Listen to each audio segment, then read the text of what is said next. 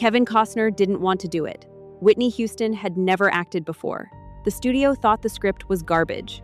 And somehow, The Bodyguard became one of the most iconic romantic thrillers of all time, with a soundtrack that dominated the charts for over a year and a love story that still makes people cry 3 decades later. But behind those steamy scenes and that unforgettable ballad were fights, accidents, last-minute rewrites, and casting choices so bizarre you won't believe they almost happened. These are 20 weird facts you didn't know about The Bodyguard. If you're still watching, hit subscribe. I cover iconic movie secrets every week, and trust me, you don't want to miss what's coming next. Number 20. The script sat in development hell for 16 years before anyone would touch it. Lawrence Kasdan wrote The Bodyguard way back in the mid-1970s as a star vehicle for Steve McQueen and Diana Ross. McQueen was supposed to play the stoic, emotionally unavailable bodyguard, and Ross would be the glamorous diva singer he protects. The concept was simple but effective. A forbidden romance between two people from completely different worlds who could never really be together. But McQueen passed on it almost immediately, calling the script too predictable and saying he didn't want to play a character who just stood around looking serious. Without McQueen, the project died instantly. No one else wanted to touch it. For over a decade and a half, the screenplay gathered dust in Kasdan's filing cabinet, while he went on to write some of the biggest films of the era, including Raiders of the Lost Ark, The Empire Strikes Back, and Return of the Jedi. By the time anyone reconsidered The Bodyguard in the late 1980s, Kasdan had become one of Hollywood's most respected writers. But this passion project of his had been rejected by every major studio and actor combination you could imagine. It wasn't until Kevin Costner read it after his massive success with Dances with Wolves that the film finally got greenlit. By then, the script had been rewritten at least 7 times, and the original vision was almost unrecognizable. Number 19. Whitney Houston wasn't supposed to sing in the movie at first, which sounds completely insane now. The original plan from the studio was for Rachel Marin to lip-sync to someone else's voice, because the producers weren't convinced Whitney could act and didn't want her singing to overshadow the dramatic elements of the film. They thought audiences would be too distracted by her vocals and wouldn't take the story seriously. Whitney refused outright. She told them if Rachel Marin was supposed to be a superstar singer at the absolute peak of her career, then Rachel Marin would sound like a superstar singer, which meant her own voice or nothing. She wasn't interested in pretending to sing someone else's songs, and she made it clear she'd walk away from the project if they insisted. The studio caved almost immediately, because they knew they couldn't make the movie without her. Thank God they did, because without Whitney's actual vocals, we wouldn't have one of the best-selling soundtracks in history. That decision changed everything about the film's legacy, and turned it from a modest, romantic thriller into a cultural phenomenon. Number 18. Kevin Costner rewrote major parts of the script without credit, and Lawrence Kasdan was furious about it. Costner had script approval written into his contract as part of his deal, and he used it aggressively. He toned down the original violent action sequences because he didn't want the movie to feel like a typical action film. He made Frank Farmer more quiet, more reserved, more emotionally distant, arguing that a real bodyguard would never let his guard down. He completely reworked the romantic scenes to be slower and more tension-filled, stretching out the build-up between Frank and Rachel over the entire runtime. And most controversially, he changed the ending. The original script had Frank and Rachel staying together, riding off into the sunset like a traditional Hollywood romance. Costner insisted they had to part ways because a real bodyguard would never abandon his professional code, even for love. He wanted the ending to hurt, to feel realistic, to show that some relationships can't survive the real world no matter how much two people care about each other. Lawrence Kasdan wasn't thrilled about the changes, and later said in interviews that Costner had turned his action-packed thriller into a slow-burn romance that barely resembled what he'd written. But Costner had just won Best Director for Dances with Wolves, so the studio let him do whatever he wanted. His changes stayed, and the bittersweet ending became one of the most memorable parts of the film. Number 17. The iconic kiss in the rain wasn't in the script, and it almost didn't happen at all. That scene where Frank finally gives in and kisses Rachel during a downpour outside her estate, completely improvised. They were filming at a mansion in Beverly Hills on a day when the weather was supposed to be clear and sunny. They'd planned to shoot an emotional confrontation scene where Rachel tries to convince Frank to let his guard down, but then a freak rainstorm hit out of nowhere. Director Mick Jackson was ready to call it a day and send everyone home, but Costner told him to keep the cameras rolling. He suggested they use the rain for the big romantic moment, the first real kiss between the two characters.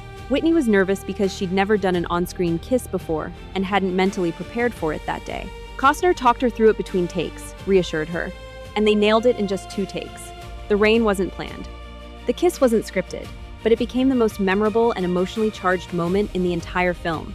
Test audiences went crazy for it, and the studio knew immediately they had something special. Number 16.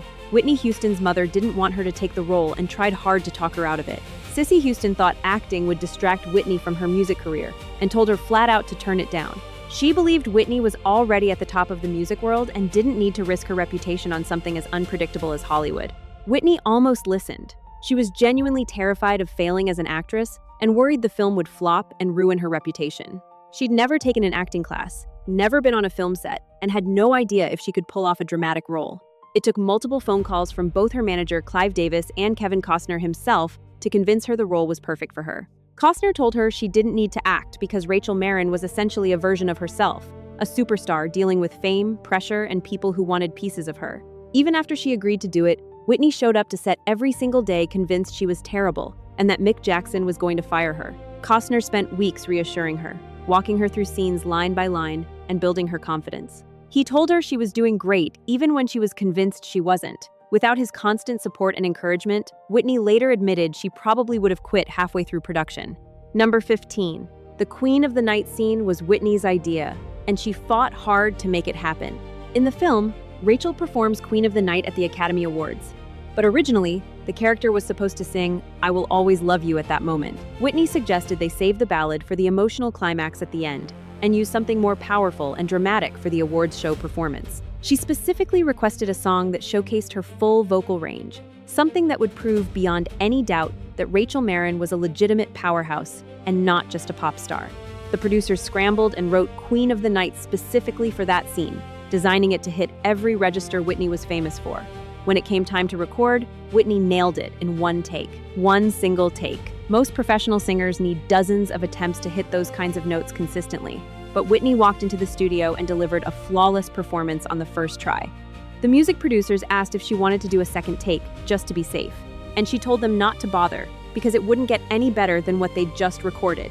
She was right. That one-take recording is what made it into the film, and it's still one of the most technically impressive vocal performances ever captured on a movie soundtrack. Number 14.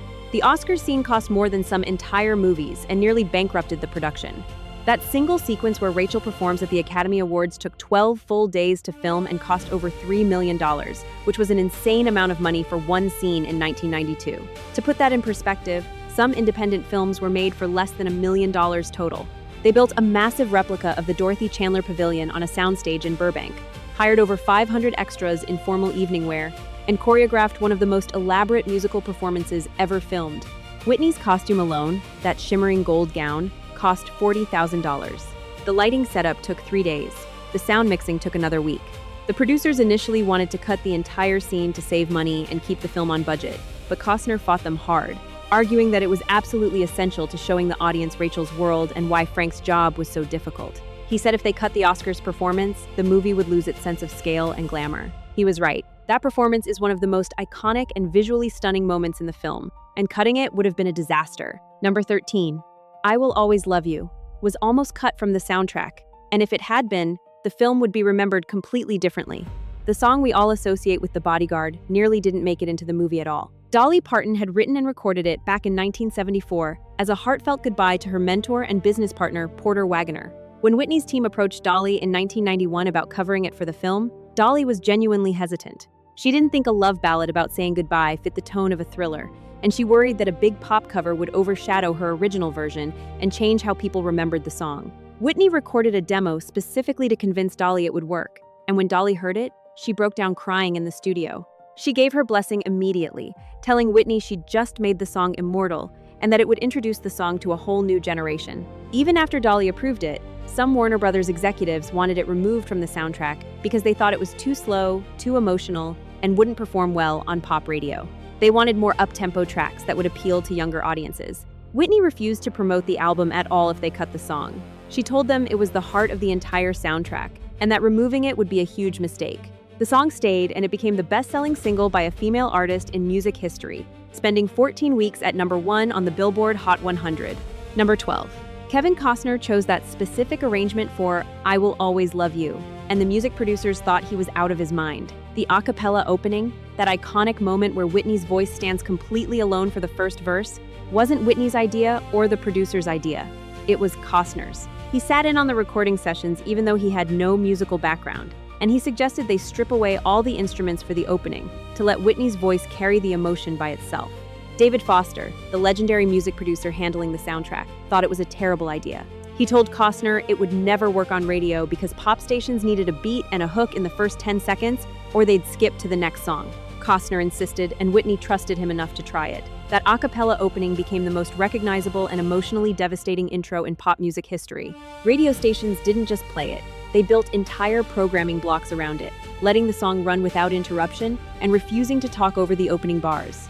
DJs knew that if they cut into Whitney's voice, listeners would change the station immediately. Number 11. The movie was filmed in the wrong order on purpose, which is almost unheard of in Hollywood. Most films shoot chronologically, or at least try to keep emotional scenes in sequence, so actors can build their character arcs naturally and let the emotions develop organically. The Bodyguard did the exact opposite. Mick Jackson intentionally filmed the most intimate and emotionally vulnerable scenes first, right at the beginning of production when Whitney was still nervous, unsure of herself, and genuinely uncomfortable around Costner. He wanted that real nervousness and vulnerability captured on camera because it matched exactly what Rachel would be feeling in those early scenes. By the time they shot the later scenes where Rachel and Frank are more comfortable with each other and starting to fall in love, Whitney had genuinely relaxed around Costner. They'd spent weeks together, built real trust, and developed an actual friendship. The chemistry people see on screen isn't acting. It's real because the emotional progression happened in real life, just filmed backward and then edited into the correct order. Number 10. Whitney's sister-in-law was her stand-in, and actually doubled for her in some scenes. Pat Houston, who later became Whitney's manager and one of her closest confidants, was on set every single day as Whitney's stand-in for lighting setups and blocking rehearsals. But in a few scenes, she actually appears on camera in long shots where Rachel's face isn't clearly visible. The production couldn't always wait for Whitney between takes because she was constantly being pulled away for recording sessions, interviews, and other commitments. So Pat would step in wearing the exact same wardrobe and hairstyle to keep filming moving. If you watch closely during some of the concert scenes and crowd shots, you can spot the difference in body language and posture, but most viewers never noticed because the editing was so seamless. Number 9. The Bodyguard was supposed to be rated R, and the original cut was much darker and more violent. The original script included graphic violence, strong language, explicit sex scenes, and a much more intense stalker subplot that bordered on horror movie territory. Warner Brothers initially wanted a romantic thriller for adult audiences, not a date movie that teenagers could see. But once Whitney Houston signed on and became the face of the marketing campaign, the studio panicked. They realized her fan base was mostly young women, families, and mainstream audiences who wouldn't go see an rated thriller. They ordered emergency rewrites to tone everything down to PG-13, cutting almost all the violence, removing the explicit language, and making the love scene as tame and brief as possible.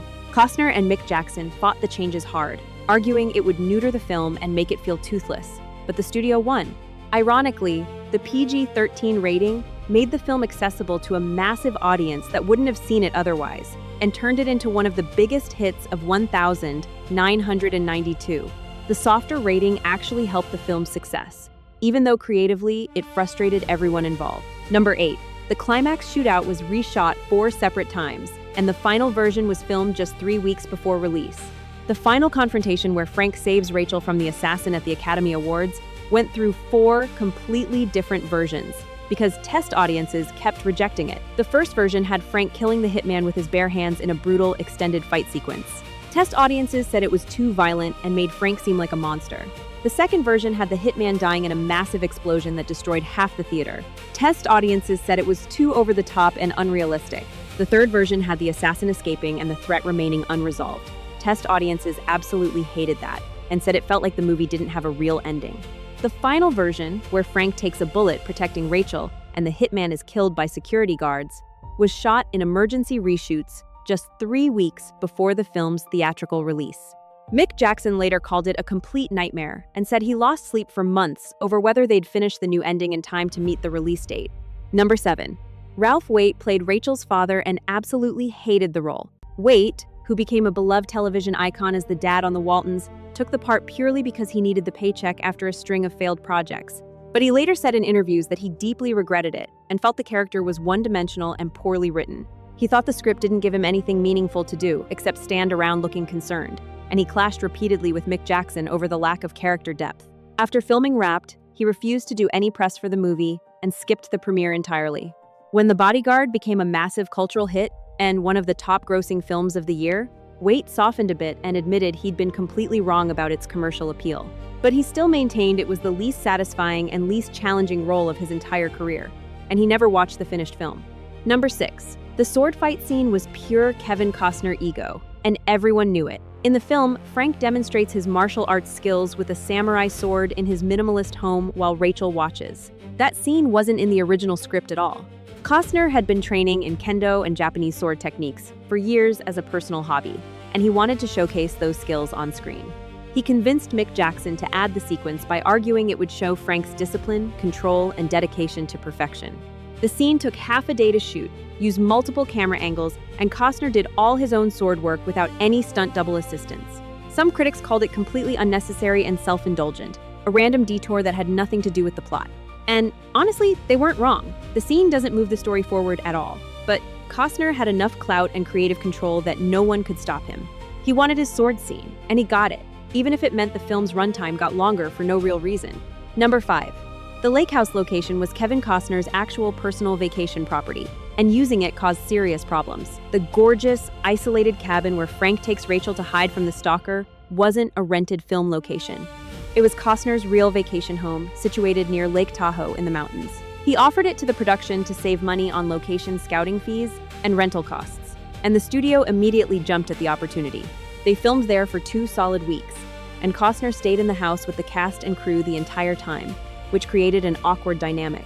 Whitney later said in interviews that it was genuinely surreal, trying to act in someone's actual home because she kept worrying about breaking expensive furniture or damaging personal belongings. The crew had to be extremely careful, and insurance costs for filming there were astronomical. Costner's wife at the time was reportedly furious about hundreds of people trampling through their private retreat, using their kitchen, and disrupting what was supposed to be a family sanctuary. Some reports from people close to the production suggest the decision contributed to growing tension in Costner's marriage, though he never confirmed that publicly. Number 4. The soundtrack outsold the movie's box office by an absolutely massive margin that shocked the entire industry. The Bodyguard made $411 million at the global box office, which was considered a huge success for a romantic thriller in 1992. But the soundtrack sold over 45 million copies worldwide and became the best-selling soundtrack album of all time, a record it still holds today. It spent 20 consecutive weeks at number 1 on the Billboard 200, longer than any other album by a female artist in history. The music made far more money than the film itself, generating hundreds of millions in revenue that continued for years. Warner Brothers executives later admitted they never saw it coming and had projected maybe 1 million copies sold if they were extremely lucky. Instead, it became a cultural phenomenon that dominated radio stations, MTV, and record stores for over a year. Singles from the soundtrack stayed on the charts for months. The album won the Grammy for Album of the Year. It changed the entire industry's understanding of how profitable movie soundtracks could be, and led to a wave of soundtrack-focused films throughout the 1990s. Number 3. The film's success completely destroyed Whitney Houston's personal life and sent her into a downward spiral. After The Bodyguard, Whitney became even more famous than she already was, and the pressure became absolutely unbearable. She later admitted in multiple interviews that the constant media attention, the exhausting worldwide promotional tour, and the impossible expectations from fans and the industry sent her into an emotional and psychological spiral she never fully recovered from. Her marriage to Bobby Brown, which was already unstable, started completely falling apart under the weight of her skyrocketing fame. Her drug use, which had been occasional and recreational, escalated into a serious addiction. She told Diane Sawyer in a famous interview years later that playing Rachel Marin, a woman trapped by fame and surrounded by people who wanted pieces of her, hit way too close to home and made her realize she was living the same nightmare. The role that made her a movie star and cemented her legacy also marked the beginning of her darkest and most troubled years. The success she'd worked so hard for became the thing that destroyed her. Number 2. Kevin Costner delivered the eulogy at Whitney's funeral, and it was one of the most emotional moments in modern Hollywood history. When Whitney Houston died tragically in a hotel bathtub in 2012, Kevin Costner was asked by her family to speak at her funeral. He gave a 17-minute eulogy in front of a packed church that included some of the biggest names in music and film. He talked about their time together on The Bodyguard, how terrified Whitney had been walking onto that first day of filming, and how much he'd believed in her talent even when she didn't believe in herself. He told stories about reassuring her on set between takes, making her laugh when she was convinced she was failing, and watching her transform into a confident actress. He said she'd asked him once, near the end of filming, if he thought people would remember the movie in 10 years. He told her people would absolutely remember the movie, but more importantly, they'd remember her. The entire church fell completely silent. Costner's voice broke multiple times as he spoke, and by the end, everyone in attendance was crying. It was one of the most raw and emotionally devastating moments in a day, already filled with overwhelming grief. Costner's eulogy became the defining moment of the funeral and reminded everyone of the genuine bond they'd shared. Number 1. The movie was almost never made because absolutely no one believed in it, even after the stars were attached. Even after Whitney Houston and Kevin Costner had both signed contracts and committed to the project, Warner Brothers executives were still trying to kill it. They thought the script was formulaic and predictable. The premise felt outdated in the era of action blockbusters, and they genuinely believed the pairing of a white bodyguard and a black singer would alienate mainstream audiences and hurt ticket sales. Internal memos from the studio show executives discussing whether they should just pay everyone off and cancel production entirely. Test screenings in early 1992 were mixed at best, with focus groups saying the romance felt forced and the thriller elements weren't exciting enough. The studio seriously considered dumping it straight to video and cutting their losses rather than spending money on a theatrical release. It was only after a private screening where several executives' wives started openly crying during the final scene with "I Will Always Love You" that anyone realized they might have something special. The executives went back and watched their wives' reactions more than the film itself. They moved the release date to Thanksgiving weekend to capitalize on the holiday movie-going audience, poured millions into an aggressive marketing campaign, and prayed it wouldn't be a complete disaster. It opened at number 1 and stayed there for 10 solid weeks, eventually becoming one of the highest-grossing films of 1,992. All because someone's wife cried at a test screening and convinced her husband the movie was worth fighting for.